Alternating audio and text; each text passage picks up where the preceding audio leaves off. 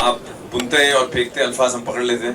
I am happy to be part of the project, thanks to Sumanda. और बड़ा अच्छा छोटा सा सफर था मेरा इस प्रोजेक्ट के साथ, और इस प्रोजेक्ट में बहुत हौसला अफजाई है, सीख है, एक बहुत साफ सुथरी पिक्चर बनाई है, और हर यंगस्टर के लिए आई थिंक इसमें एक मैसेज और एक संदेश छुपा हुआ है। और मैं यही चाहता हूँ कि इस फिल्म के जरिए अगर ये मैसेज उन तक पहुँचता है तो बहुत अच्छा है। और फिल्म में संगीत है, अच्छे अदाकार भी हैं। Call Sumanda. Oh, okay. This is just something that I think we all love with all our hearts. Everybody involved in this project, and for me, it was definitely like life-changing because I had never acted before. So I had to go through a workshop, and I learned so much on sets. Working with amazing actors.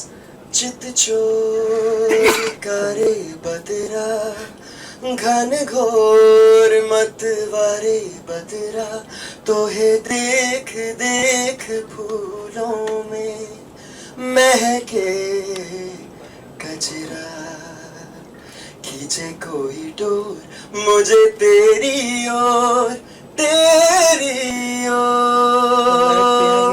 कारे कारे बदरा हो कारे कारे बदरा कारे कारे बदरा। Thanks so much. Hello everyone. Well, first of all, I would like to thank Suminda, Rajesh da, Shekhar da, and each and everyone associated with this movie. It's my debut movie and it has been a great experience. I've learned a lot through this movie. So thank you so much for selecting me. Thanks a lot. I'm really thankful to my parents and God, and I'm so excited that it's releasing on 7th April. I hope it goes well. Fingers crossed. Thank you so much. वैसे कहने के लिए कुछ नया मेरे पास है नहीं, सब लोग आप लोगों को बता चुके हैं। For me it was a pleasure and an honor to be a part of a film which had such a relevant message. It's a film for the times which I think every family should go and watch. आजकल वैसे ही हमारे यहाँ family viewing की audience, family viewing की फिल्में बहुत कम बनती हैं। This is a film which you can sit and watch with your family, and something speaks about something which you can inculcate in your children, which I think is very important. जो मेरे लिए सबसे ज़्यादा ज़रूरी था कि इस film में। और इनको सुमंदा ने कहाँ से खोज के लाए हैं, चंडीगढ़ से, दिल्ली से, मुंबई से, और ये तो बनारस का है अपना बच्चा। तो इतने अलग अलग जगहों से पता नहीं कितने जगह ऑडिशन किए और इनको लेकर के आए हैं, और इन्होंने वंडरफुल काम किया है। और दुनिया देखेगी एक दिन ये भी चमकते हुए सितारे बनेंगे। सेंटर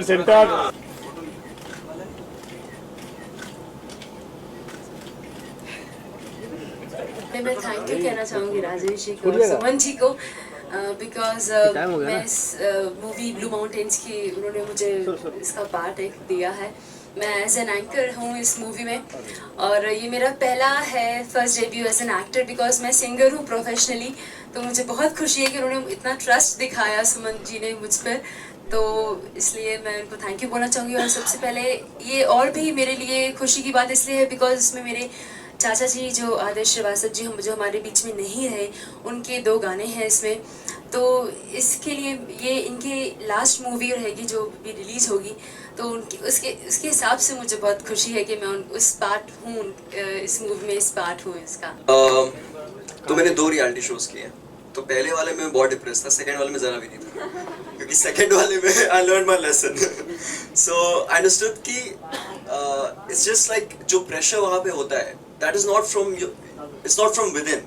जो एटमॉस्फेयर होता है, जो सब कुछ, जो पूरी सेटिंग होती है, वो बहुत प्रेशर देता है आपको।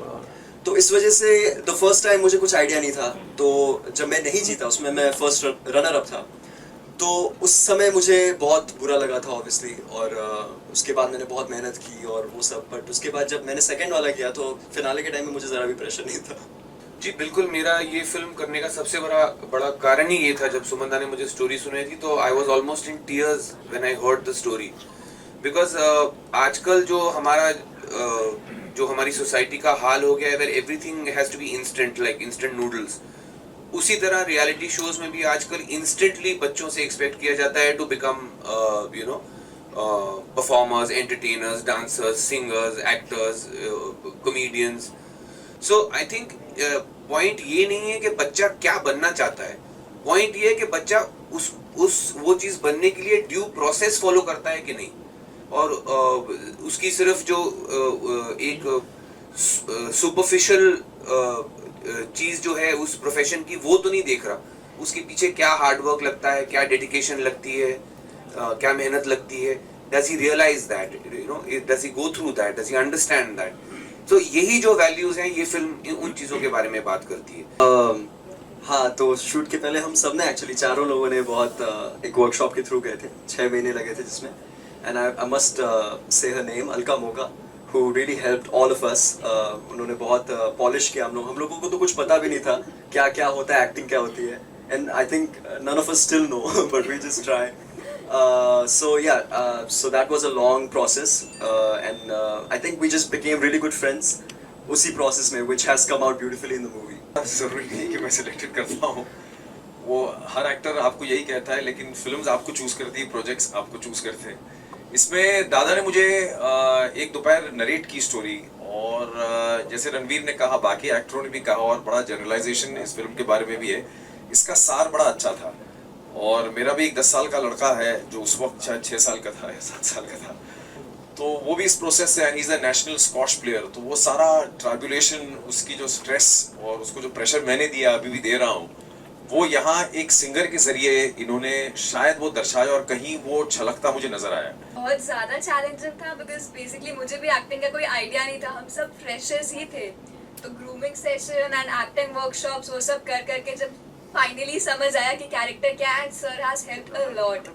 लाइक हर शॉट से पहले यूज्ड टू टेल अस कि इसमें क्या रिक्वायरमेंट है, क्या है, कैसे करना है, एवरीथिंग इतनी डिटेलिंग में समझाते थे कि फाइनली समझ आ जाता था क्या करना है। So thanks to them, it's all because of them we were able to do all this. Thank you.